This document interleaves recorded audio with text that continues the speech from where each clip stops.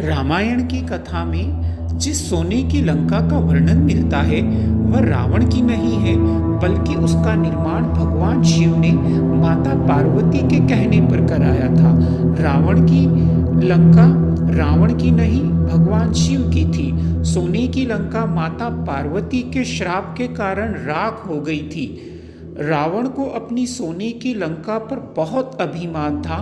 हनुमान जी ने इस लंका को जलाकर राख कर दिया था। लंका की कहानी बहुत ही रोचक है।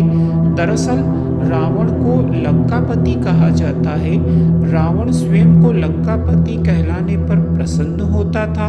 उसे लंका से बेहद लगाव था, क्योंकि उसे ऐसा लगता था कि लंका जैसा दूसरा कोई स्थान दोनों लोक में नहीं है। दोस्तों, यह लंका रावण ने नहीं बनाई थी, बल्कि इसका निर्माण भगवान शिव के कहने पर देवताओं के शिल्पकार विश्वकर्मा और कुबेर ने मिलकर समुद्र के मध्य त्रिकुटांचल पर्वत पर इसका निर्माण किया था। त्रिकुटांचल के बारे में कहा जाता है कि त्रि यानी तीन और अकुंटांचल यानी पर्वत, यानी लंका का निर्माण तीन पर्वत श्रृंखलाओं से मिलकर किया गया था, जिसके पहले पर्वत का नाम सुबेल सुबह वही स्थान है जहां पर भगवान राम और रावण के मध्य भयंकर युद्ध हुआ था। इस पर्वत के दूसरे भाग को नील कहा जाता है। इसी स्थान पर लंका का महल था।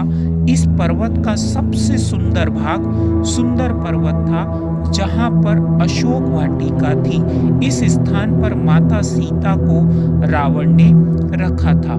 अब मित्रों, ये देखते हैं कि सुंदर पर्वत से सुंदरकांड का नाम पड़ा।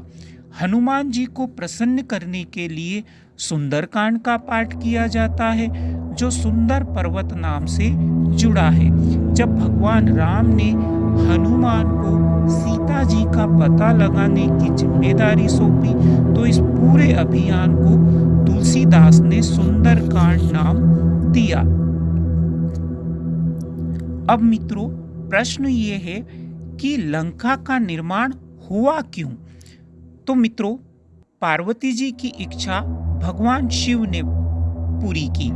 पौराणिक कथाओं के अनुसार लंका का निर्माण भगवान शिव ने माता पार्वती के लिए कराया था। शिव पुराण में इस कथा का वर्णन मिलता है। कहते हैं कि एक बार भगवान विष्णु और लक्ष्मी जी भगवान शिव और माता पार्वती से मिलने कैलाश पर्वत पर आए।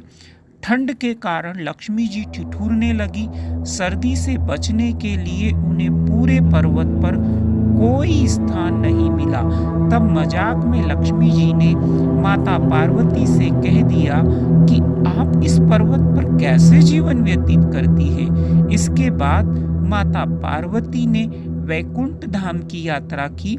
वहां के वैभव को देखकर पार्वती जी ने ठान लिया कि वे भी अपने लिए ऐसा ही महल निर्मित कराएंगी। अपनी इच्छा को उन्होंने भगवान शिव के सम्मुख रखा। इसके बाद भगवान शिव ने विश्वकर्मा और कुबेर को बुलाकर लंका के निर्माण का आदेश दिया। तो दोस्तों, एक प्रश्न फिर है कि लंका का निर्माण भगवान शिव ने कराया था, तो रावण के पास कैसे चली गई? तो आइए ये हम जानते हैं। कहा जाता है रावण ने छल से प्राप्त की थी सोने की लंका। रावण छल करने में तो बहुत प्रवीण था। एक बार जब वह लंका के ऊपर से गुजर रहा था, तो उसे लंका को देखकर लालच आ गया। लंका को प्राप्त करने के लिए उसने ब्राह्मण का रूप ले लिया और भगवान शिव के पास पहुंच गया। भिक्षा के तौर पर उसने सोने की लंका की कामना रखी। भगवान शिव ने रावण को पहचान लिया, लेकिन फिर भी भगवान शिव ने उसे निराश नहीं किया और दान में सोने की लंका रावण को दे दी। जब पार्वती जी ने देखा कि दान में सोने की लंका रावण को दे दी, तो पार्वती जी को बहुत क्रोध आया और उन्होंने क्रोध में ही सोने की लंका को एक दिन जलकर राख हो जाएगी ऐसा श्राप दे दिया। और मित्रों, यह श्राप सच भी हुआ और वही हुआ।